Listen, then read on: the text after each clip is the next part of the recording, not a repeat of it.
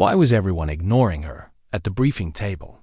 She sat still, her boots barely reaching the floor, eyes flicking from one grizzled instructor to another. None of them spoke to her.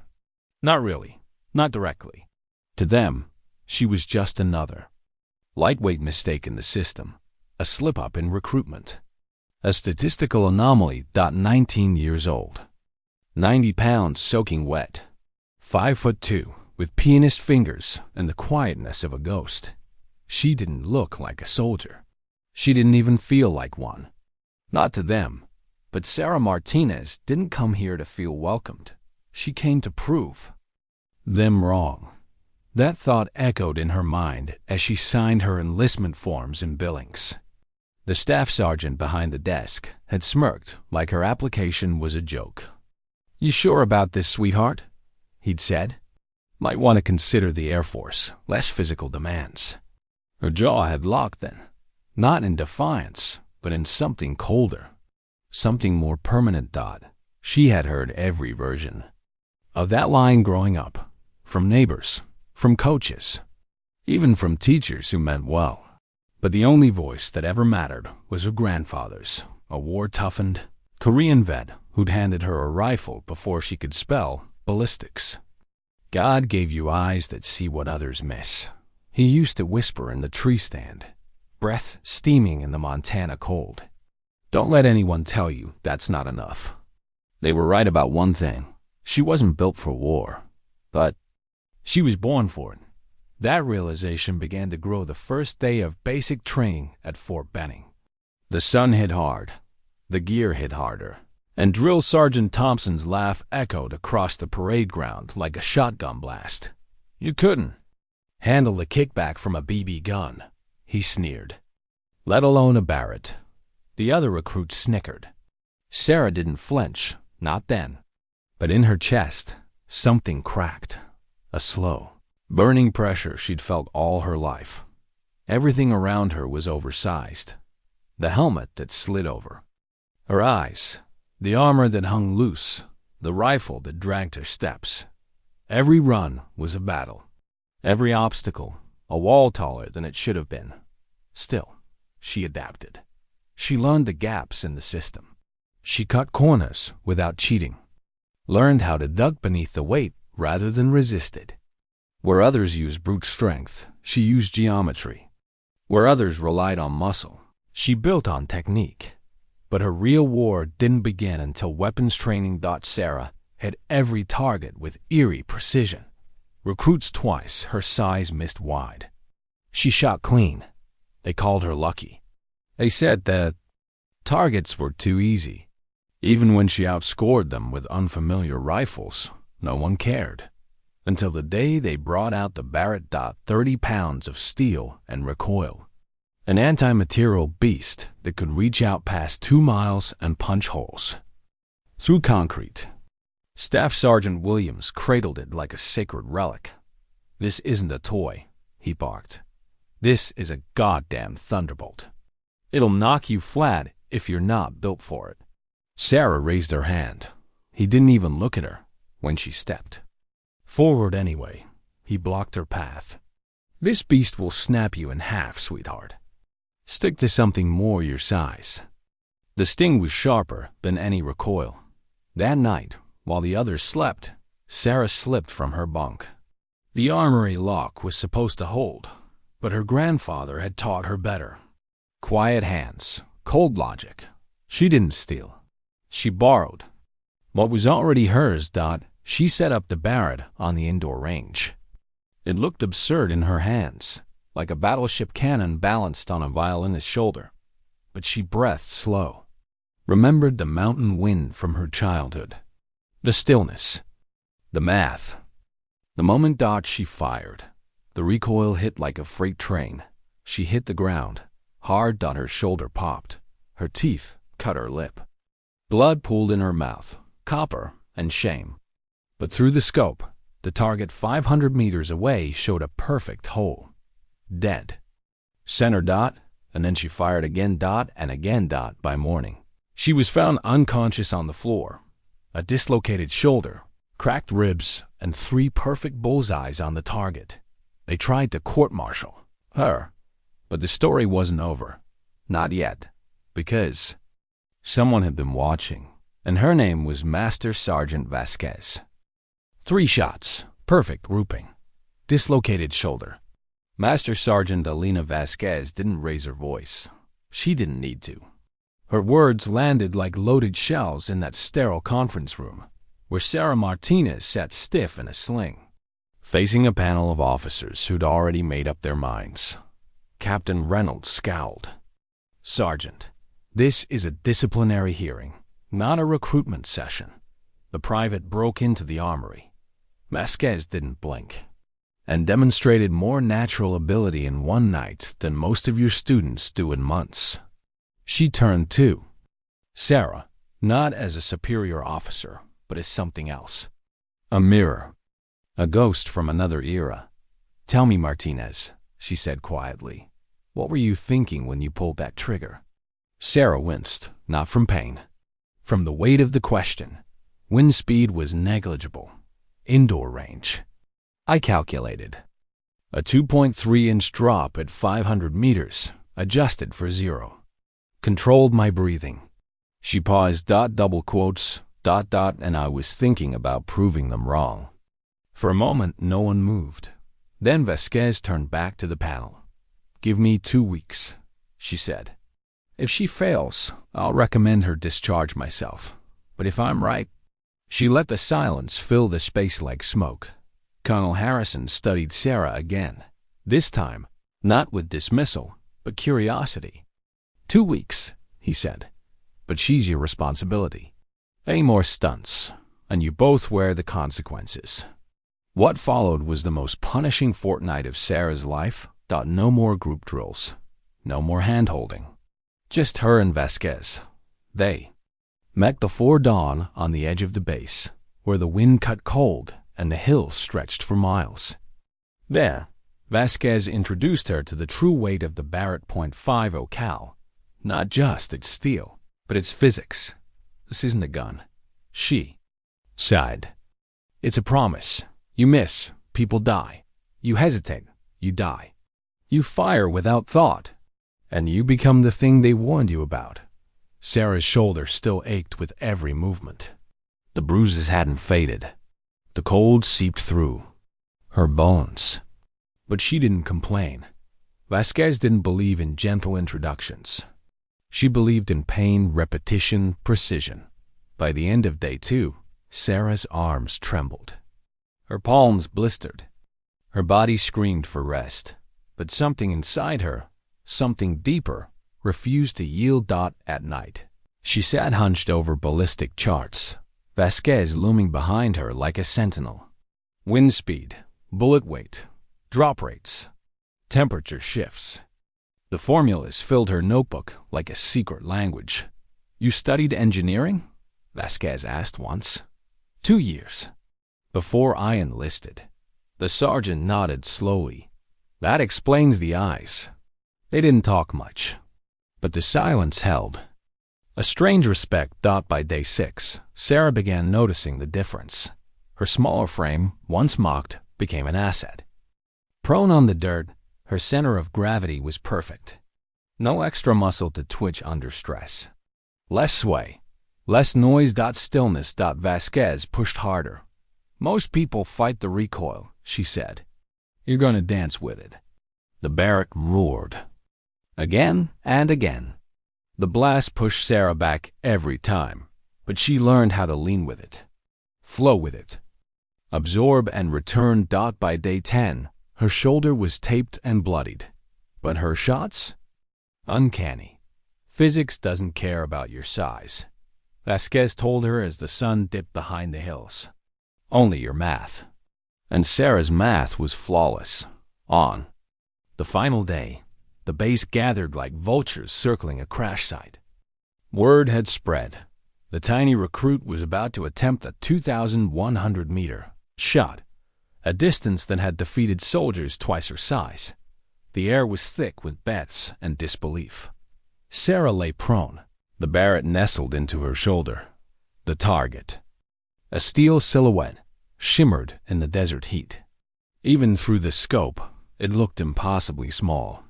She made her calculations silently, adjusted for mirage distortion, noted the wind drift, zeroed for the uphill incline, accounted for her own heart rate. Then she squeezed dot 3 seconds later. The sound of impact echoed back like a ghost answering a dare. Dead center. Silence. Then shock. Then a roar of disbelief. Drill Sergeant Thompson, the same man who'd laughed on day one, approached with a look that bordered on disbelief. "That was one hell of a shot, Martinez," he muttered. Sarah rose slowly, the rifle still warm in her hands. "Thank you, Drill Sergeant," she said softly. But that was just the beginning. She didn't say it for them. She said it for herself, because for the first time, she knew something with absolute clarity. She belonged here. And the battlefield was about to learn that, too. The convoy looked like a carcass in the valley. Broken, bleeding, trapped. 23 vehicles stretched across a narrow road in eastern Afghanistan, pinned down by precision fire from the mountains. 3 days had passed, and no one could move. The moment a soldier exposed even a sliver of movement crack, another life ended. Sarah crouched behind a scorched Humvee, scanning the jagged skyline through her binoculars. Her gloved hands were steady. Her pulse wasn't. "These weren't amateur insurgents. These are ghosts," muttered Sergeant Williams, eyes hollowed by sleepless nights. "They don't miss. They don't move. And they know exactly where we are." They'd lost 6 already. 2 medics, 1 driver, 3 snipers. The last Corporal Jang had spotted a muzzle flash just once, before a bullet obliterated his scope. Sarah didn't flinch when she heard that. She studied the terrain, the angles, the glint of glass where it shouldn't be. She wasn't looking for shadows. She was looking for mistakes. And eventually, she found one. "There," she said softly, lowering her binoculars. "Positions offset. Angle suggests a high nest with fallback tunnels. They're rotating shooters every few hours to prevent trace." Captain Morrison looked at her with that mix of doubt and desperation. "You saying you can hit them?" Sarah nodded.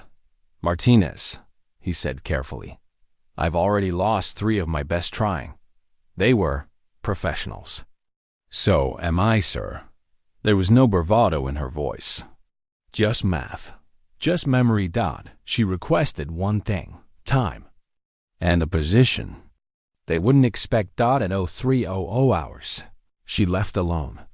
She wore a ghillie suit sewn by her own hands, hand-dyed mesh, desert-adapted, waited for the slope. The Barrett was broken down into parts, stowed like fragile bones across her pack. She crawled, 6 hours. Inch by inch across a jagged hellscape, the rocks cutting through her uniform, the heat turning her suit into a mobile oven.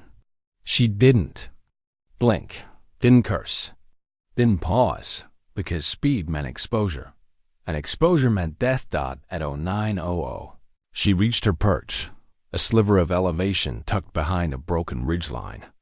No one had used it, not because it was unsafe, but because it seemed impossible. She unpacked the Barrett with the care of a surgeon prepping for trauma surgery. Each click, each bolt was muscle memory. And then stillness, the kind of stillness that only snipers understand. Not the absence of movement, but the discipline of patience. The quiet war within yourself. Hours passed. At 1347, she saw it, a flicker of muzzle flash. One of the snipers had re-emerged, unaware of the new angle now watching him. He chambered another round. Sarah whispered her numbers. 2,437 meters. Wind gusting northwest at 11 miles per hour. Drop 38 feet. Wind drift 14 inches. Slight uphill angle. Air density correction due to altitude. She held her breath and fired. The recoil kicked. The shot roared.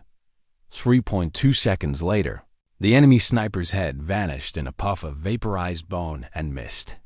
Before the silence settled, Sarah shifted, fast, precise, to the second nest. The spotter had reached for his radio. A single frame of panic frozen in time. She didn't give him a second chance. Second shot. Cleaned out. The siege broke. Within minutes, Morrison's convoy was moving. Soldiers scrambled into trucks. Engines roared to life. No one fired back. The Taliban fighters melted into the mountains. Rattled and leaderless. Sarah stayed prone, tracking every movement, providing overwatch like a hawk on high wire. By the falling stove. Time the last truck cleared the kill zone, 4 hours had passed. She hadn't moved an inch when she finally returned to the convoy's new position. Sunburned and bleeding, Captain Morrison stood waiting, helmet in hand. "How the hell did you do that, Martinez?" he asked, voice low, almost reverent. "Those shots were impossible." She slung the Barrett off her shoulder and offered a tired smile. "Physics doesn't care about impossible, sir.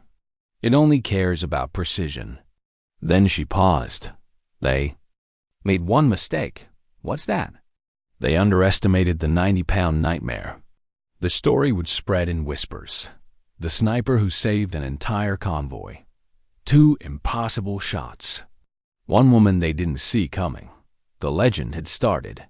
But for Sarah, it wasn't a legend. It was her job. And her war was far from over. They called her Desert Ghost before they even knew she was a woman. 18 months after the convoy rescue, Staff Sergeant Sarah Martinez's name rarely made it into official briefings. But in hushed conversations on encrypted comms and across Taliban radio chatter, her reputation had already become legend. Confirmed kill count, 127. But it wasn't the number.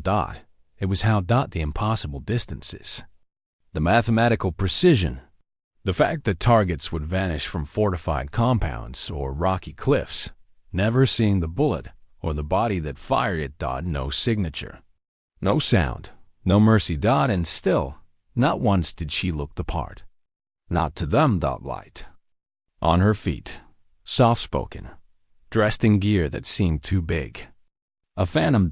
And yet, she had changed the battlefield. By the time the enemy finally realized the sniper they feared was a woman, it was too late. The damage was done. The mystique irreversible. A $100,000 bounty was placed on her head by Taliban commanders. They just didn't know whose head they were hunting. Because Sarah didn't seek recognition. She only wanted one thing: to make the bullet count. Her legend reached the Pentagon. Generals started requesting her by name. Missions where precision mattered more than firepower. Where failure meant the survival of men who trafficked terror across 3 countries. And then, a new name surfaced. Hilal Rahman. A ghost in his own right. Ruthless, intelligent, unpredictable. Responsible for bombings that had leveled entire villages, including the one that killed Sarah's friend, Staff Sergeant Jace Holloway, 2 months earlier, when intelligence confirmed Rahman's presence at a mountaintop compound in the Hindu Kush. Sarah didn't hesitate. The shot would be different. 3,200 meters. Beyond the Barrett's rated maximum effective range. Beyond what most military snipers even dared to try. "This is a Hail Mary," Colonel Patterson told her at the forward operating base.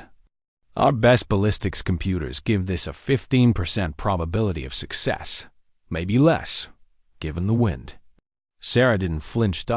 She studied the maps in silence, the ridgelines, the valley, the temperature gradients. "This window," she asked, "how long will he be exposed?" 10 minutes tops, the colonel said. "He steps onto the balcony around 1400 hours to meet with his lieutenants. After that, we lose him. Maybe forever." She nodded. "I'll be in position by 12:20. I need time to model the wind drift." The trek to her shooting position would take 8 hours. No support. No backup. Just her Barrett, and a mountain. built to resist everything, including her. But Sarah wasn't built to resist. She was built to endure. She moved before dawn, the rifle broken down into parts across her back. Each step in the snow-capped ridgeline felt like gravity's punishment, her lungs burning from the altitude, her thighs screaming with every incline. She reached the perch. By noon-dawn, she didn't rest. She began the calculations. Laser rangefinder, 3,247 meters. Drop, 127 feet. Wind speed, 15 to 25 miles per hour with gusts. Wind direction, oscillating northeast. Air density, unstable due to temperature differences. Coriolis effect, 8.3 inches of rightward deflection due to Earth's rotation. Every factor mattered. Every mistake, fatal. She opened her weather station, took readings at multiple elevations, sketched her own topography, factored every known anomaly, and then she waited. At 1350, movement stirred on the compound's balcony, a speck of color against brown rock. At 1357, Rahman stepped forward. She recognized him instantly. Same height, same gait, beard streaked with gray, flanked by lieutenants who didn't realize they were standing at the edge of fate. Sarah breathed in. This was not a fight. It was a formula. She adjusted her scope, made the final corrections, and exhaled. At 13 hours 59 minutes and 43 seconds. She squeezed the trigger. The Barrett thundered, its recoil slamming back into her body. She held her breath, not from tension, but calculation. 7 seconds. That's how long it would take the bullet to travel that distance. The vapor trail arced high, a tiny comet slicing through freezing air. Then, impact. Direct. Raman single quotes S. Body folded as if a string had been cut. The others dove for cover, unaware the danger had passed. Before they even moved. Sarah didn't blink. She was already scanning for threats, already calculating her extraction. The record would be confirmed later. 3,247 meters, the longest confirmed sniper kill in military history. The bullet drop alone had been the height of a 10-story building. Ballistics experts would spend months studying it. But Sarah Martinez didn't care about records. She cared about one thing: the silence that followed the shot. The silence that meant no more bombs, no more orders, no more innocent villages caught between politics and war. She packed her gear and began the climb. Down. One careful step at a time. Not for glory. But because the war wasn't over, and the desert ghost was still needed. The rose garden was quiet. Too quiet. She had faced wind that could rip skin from bone, bullets that punched through steel, and eyes that doubted her at every turn. But nothing felt more unnatural to Sarah Martinez than standing here in dress. Blues, the Medal of Honor clasped to her chest. A camera. Click. The president smiled. Flashbulbs burst like muzzle flares. For conspicuous gallantry and intrepidity at the risk of her life, above and beyond the call of duty. Words echoed. Applause followed. But Sarah's thoughts weren't in Washington. They were still in the mountains, cold, wine-whipped, alive. That balcony, that shot, the moment when everything narrowed to breath, math, and steel. This was theater. Necessary, maybe, but not real. And deep down, she knew it. Because real wasn't about medals. It was about blood in the sand, bruises in the dirt, and the quiet weight of knowing a life had ended. By your hands. Even if it had to. Especially when it had to. After the ceremony, she was asked what she wanted next. She didn't hesitate. I want to teach. Fort Benning. The same place where Drill Sergeant Thompson had laughed in her face. The same base where a sling-bound private had once stood trial for firing a weapon she was told not to touch. She returned. Not as a student. As the lead instructor of the military's first advanced Sniper Precision and Environmental Physics course. It was unofficially known by a different name. Sarah's school thought her first rule was painted in bold letters across the classroom wall. Size doesn't matter. Precision does. Students came from every branch. Marines, Army, Navy. Some had combat experience. Some had none. All carried their own myths about what a sniper should be. Until they met her. She didn't look like a legend. She looked like someone's sister, someone's friend. Quiet voice, calm hands. No theatrics. But when she stepped onto the firing line, Barrett in hand, eyes on target, the room changed. Doubt didn't survive long. She rewrote the curriculum from scratch. No more brute force. Techniques. No more one-size-fits-all training. She introduced ballistics theory, environmental drift modeling, personalized recoil compensation drills, and real-time stress simulations. At night, her students expected her to rest, but Sarah could still be found on the range, alone, repeating shots she'd already mastered, reconfirming truths she already knew, because even legends needed reminders, even ghosts needed anchors.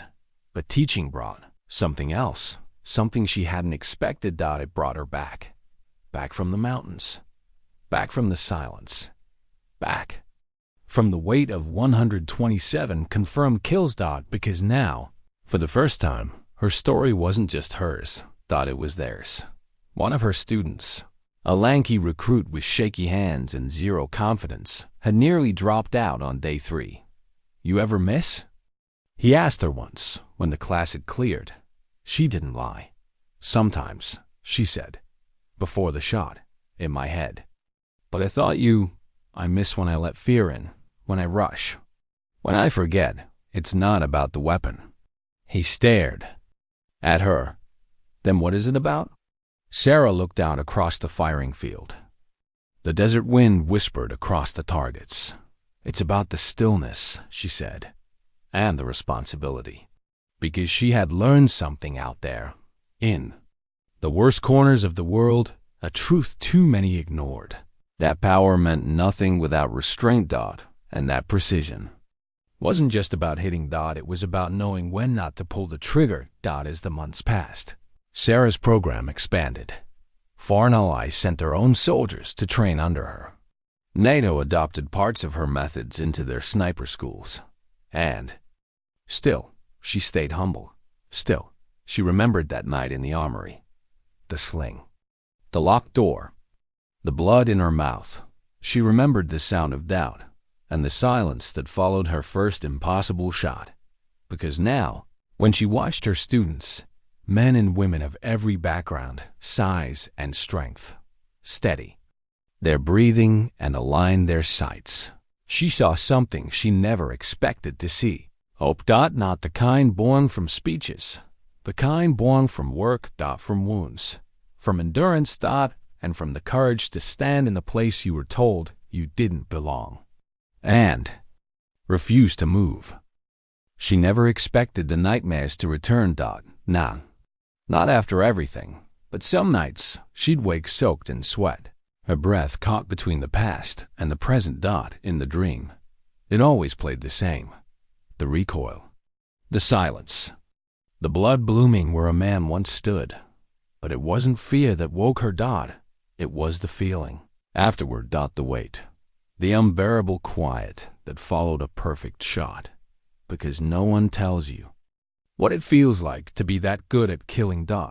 No one prepares you for the stillness that haunts you after the cheers have faded. And yet, when command came calling again, she said yes. Not out of pride. Out of purpose. A high-value target had resurfaced.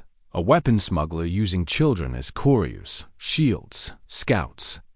He moved through border villages in plain clothes, smiling for photographs one day, ordering executions the next. The mission: eliminate him with 0 civilian casualties. No. Back up. No margin for error. Just precision. Sarah packed her gear like ritual. Every motion practiced. Reverent. She checked the Barrett twice. ran wind algorithms on her tablet, studied the target's habits, timing, facial tics, but something gnawed at her. The file said he carried a child with him often, a boy, maybe 6, sometimes as cover. Sometimes, just because that's what war does. It makes monsters out of pragmatists. She arrived in country under alias. Spent 2 days hiking the outskirts of the target village. Locals barely glanced at her, just another aid worker notebook. In hand. By dawn on the 3rd day, she had her high. Flat rooftop, east-facing, sandbags stacked low. 1,920 meters from the compound where he slept. At 0734, he emerged, white scarf, coffee in hand, and the boy clutching his side. Sarah's scope trembled, only slightly. A flicker of breath. She adjusted, tracked his movement. The boy laughed. And that was enough. She lifted her head off the rifle. No shock. Not like this. She waited. Minutes passed. Her trigger finger ached from holding still. Her heart pounded in her throat. Then, movement. The boy went inside. The man turned. Alone now. Sarah didn't hesitate. The Barrett roared once. The man dropped before he finished turning the doorknob. One shot. No collateral. No screams. By the time soldiers moved in to confirm, she was already halfway down the alley. That night, she didn't sleep. She sat on the hotel floor, the rifle disassembled across her knees, listening to the muffled laughter of children outside her window. And for once, she smiled, because she had waited, because restraint was harder than fire, and because in that moment, when others would have justified the risk, she didn't compromise. She remembered what Vasquez had told her years before. You're not just a weapon. You're a judgment. Weeks later, she returned to Fort Benning. A new batch of recruits stood lined up on the range. Nervous, sweating, wide-eyed. She walked the line, correcting posture, adjusting scopes. One young woman, barely 20, hands trembling on the trigger, turned to her and whispered, "Ma'am, what if I can't do it?" Sarah crouched beside her. "You're not here to kill," she said softly. "You're here to choose." The girl blinked. "But what if I choose wrong?" Sarah looked out across the field.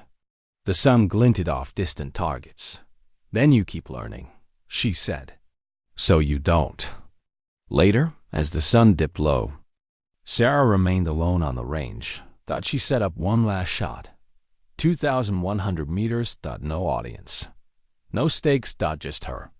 And the wind. And the math. She fired. The steel target pinged a second later. Perfect. She smiled.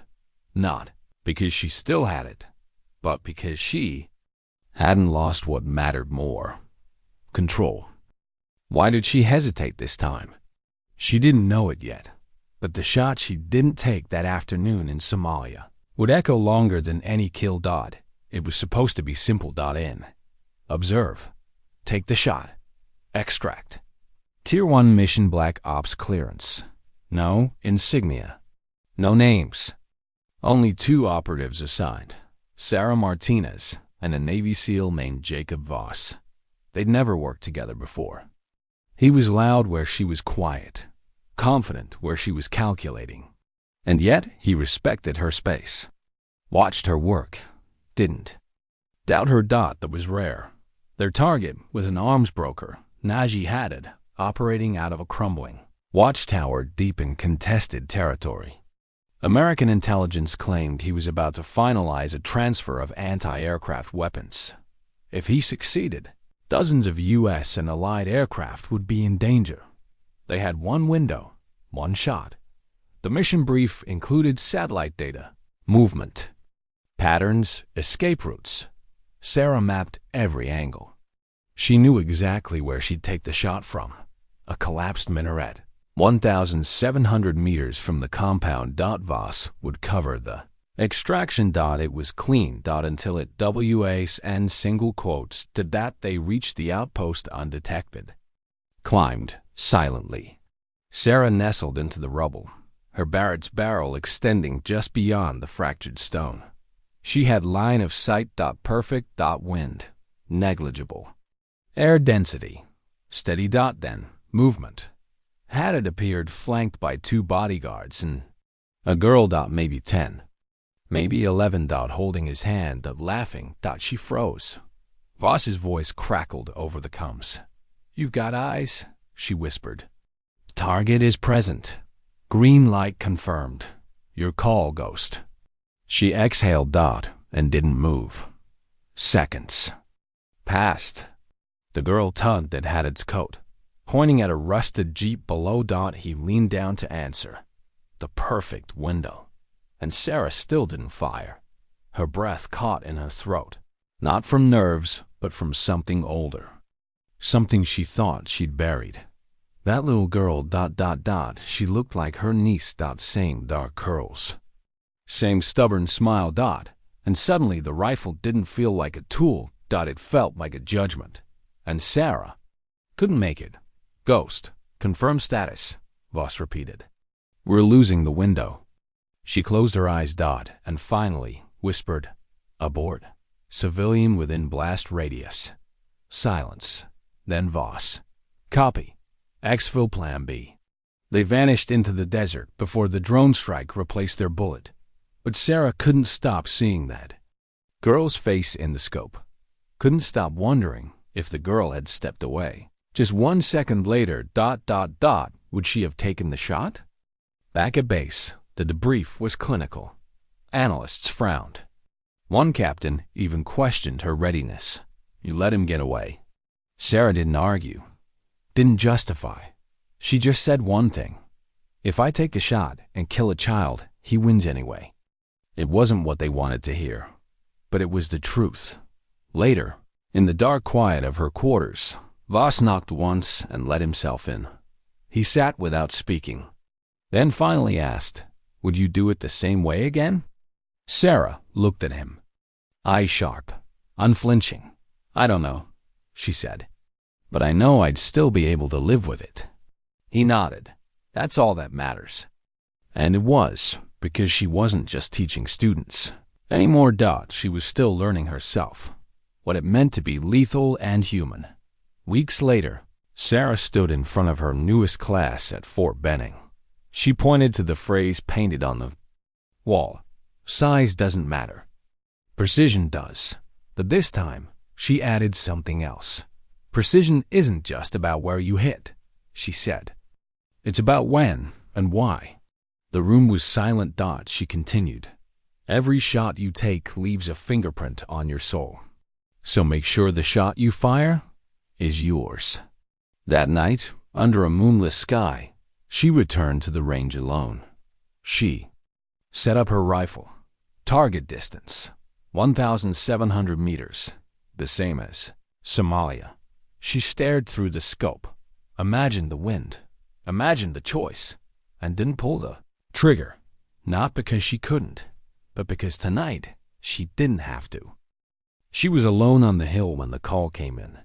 A single phone vibrated in her locker. No ringtone. No I did. Just a secure line and a voice that spoke with practiced calm. "There's a situation. A young girl. Captured. High-value target in play. You're not on the roster. But she asked for you by name."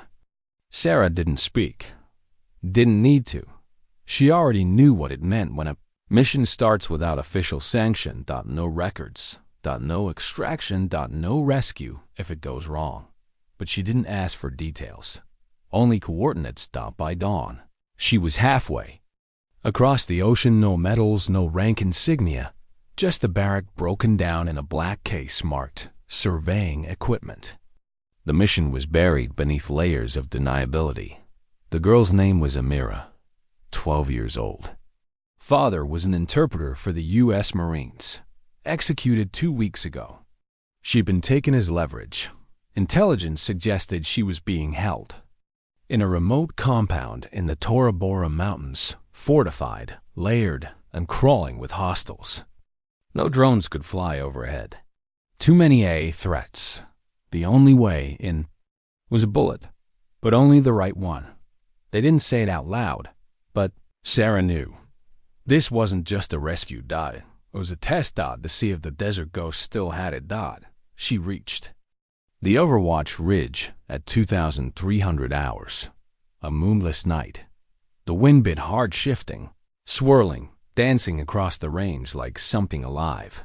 She lay prone on the cliff's edge, scope fixed on a single lit window 1,950 meters away.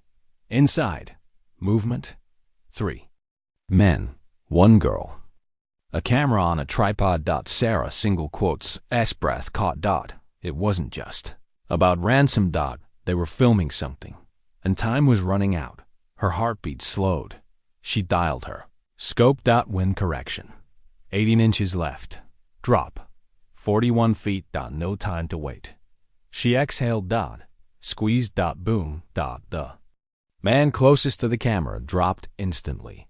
Panic exploded in the room. Sarah chambered again. Second shot through the window frame. Third through the wall. All 3 hostiles down in under 6 seconds. The girl crouched, frozen, then looked toward the window. Toward Sarah dot and smiled. The exfil was clean. A ranger team moved in under blackout. Amira was pulled out without a scratch, carried down the mountain in a blanket by a soldier who couldn't stop shaking his head. "I don't get it," he said. Later, watching Sarah clean her rifle. "You weren't even supposed to be there." Sarah looked up. "She called me. But how'd she know who you were?" A pause. Then she answered, "Because once I was her." The Pentagon didn't comment. The video never surfaced. But Amira wrote her a letter 3 months later. It wasn't long. Just a drawing, folded neatly. A picture of Sarah small, quiet, with a massive rifle standing between a little girl and a shadow. No medals. No explosions. Just stillness and safety. Years passed. Sarah eventually left the front lines, but never the fight. She remained at Fort Benning, her program now global. Nations trained under her doctrine. Her name, once a question mark, had become a blueprint. And still, she taught every class herself, because some things can't be passed through PowerPoints. Some truths need to be lived. She taught them how to shoot, but more importantly, how to wait. How to walk away from a shot you could make, how to carry the weight of the ones you couldn't. And every now and then, late at night, when the wind was just right and the range was silent, she'd fire one last round into the dark. Not to prove anything. Not to break records, but to remind herself she was still here, still precise, still hers. Because sometimes dignity doesn't speak. It simply acts, and then disappears like a whisper in the wind. A ghost, a 90-pound nightmare, who never missed when it mattered.